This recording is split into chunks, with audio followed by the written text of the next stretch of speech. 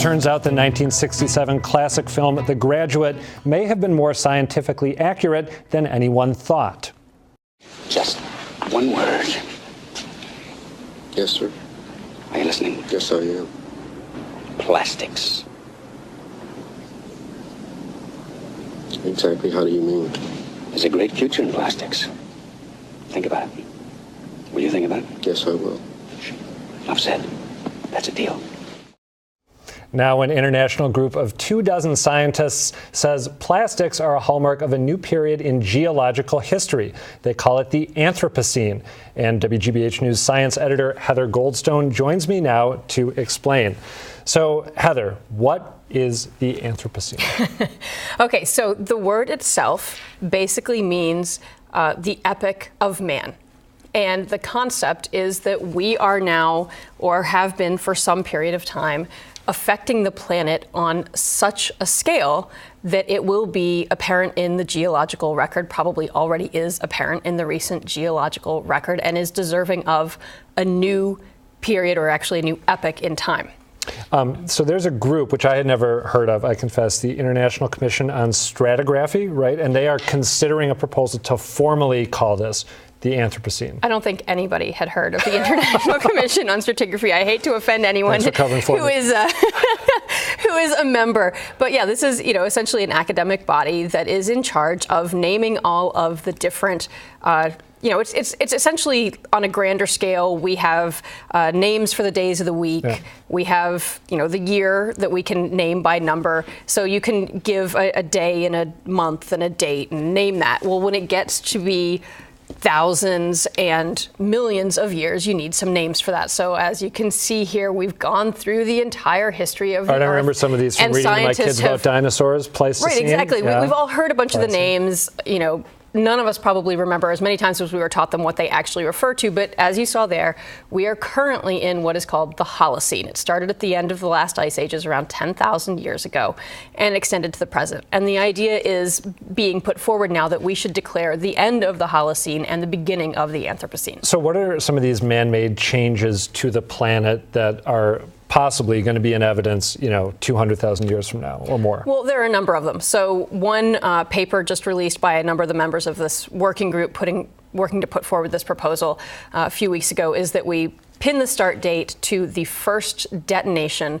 of a nuclear bomb, July, I believe it was 16th, 1945. So that's one that we'll be able to look in the geological record and see worldwide nuclear fallout that really began with that, and there was a really high rate of these tests and use detonations for a period of decades, and that will show up in the geological layer. Another would be plastics. The manufacture and use of plastics, and unfortunately then the spread of those plastics into the ocean and as debris everywhere could show up in the geological record. Including those gargantuan islands of plastics that you hear about periodically? Yeah, exactly. Well, I mean, it's not really an island. It kind of sounds like it when they call it the Great Pacific Garbage Patch. It turns out the same thing happens in the middle of the Atlantic. There's these big circular currents that kind of collect the trash. And it's not really like an island because most of those pieces are really, really, really tiny. And the thing is that a couple of recent surveys have suggested that we can only account for maybe 1% of what we think should be in the ocean. So it's somewhere else, and the concern is it may be at the bottom of the ocean, it may be in animals. And I was thinking about this the other day and wondering, could we potentially in the future not just see plastic in the next geological layer, but actually see fossils where you've got the bones of animals with the plastic that was left in their stomach when they died, kind of these weird plastic ingesting fossils. Yeah, it's a beautiful image, isn't it? Now, what about the disappearance of so many non-human life forms from the Earth in a really, really short period of time? Will that be evident geologically as well? Is that part of the Anthropocene? Definitely. Okay. I mean, right now, scientists estimate we're in the 6th mass extinction event in the past 540 million years, because we are driving extinctions at this rate well above what would naturally be occurring. But there have been 5 other events that we didn't cause, the next most recent being the end of the dinosaurs. And clearly the way we know about those is from the geological record, looking at fossils and seeing that there are a huge variety of species that suddenly disappear from the geological record. There are no more fossils. And so absolutely, that's something we would expect to see. Don't be offended. This conversation is kind of bringing me down. Is there any upside or silver lining to the Anthropocene? You know, I was finding it really quite depressing, and then I encountered a new interpretation of it that I really like, and I first encountered it on Andy Revkin's .earth blog at the New York Times, and then have since seen it a few other places. And it's basically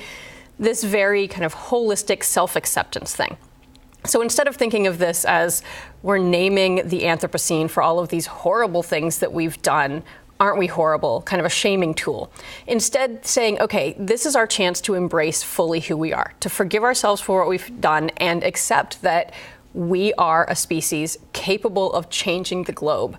And that if we do that in an intentional and deliberate way, we could actually change it for the better. We could actually build something really beautiful and healthy. And so maybe this name could be kind of like the gong to like remind you to meditate. It could be that reminder to take a deep breath and think, okay, is this really how we want to affect the geological record? Is this really the legacy we want to leave? Let's leave the Anthropocene on that upbeat note and turn just very briefly to another scientific question that's in the news right now. I'm thinking of the spread of measles throughout big parts of the country. Today, we learned that 5 infants, I believe, in the Chicago area were found to be carrying measles in a daycare center. Obviously, a lot of this is driven by the decision by some parents not to vaccinate. As you understand it, is there any scientific rationale at all for parents who choose not to give their kids vaccines for measles and other things? Well, I want to start by saying that I very much sympathize and empathize with parents of autistic children who are desperately searching for answers. None of my 3 children has been diagnosed, but 2 of them I actually have had daycare providers pull me aside and say, we've seen some repetitive behaviors, we're a little concerned, and I got to tell you, there's just a lump in your throat. You know, it's terrifying to think that you could be watching your child start to slip away. Yeah. And so I really sympathize with the need for answers. But the thing is that the one study that really prompted a lot of the movement to stop vaccination has been completely debunked. The scientific paper has been retracted. It was a 1998 study in The Lancet. It's been retracted. The lead author, Andrew Wakefield, has actually had his medical license revoked, and all of the studies since then have basically shown no link. And so while I really sympathize with the desire for answers, I think it really detracts from the time and the money and the effort that could go to finding the real answers. All right, Heather Goldstone, thank you as always.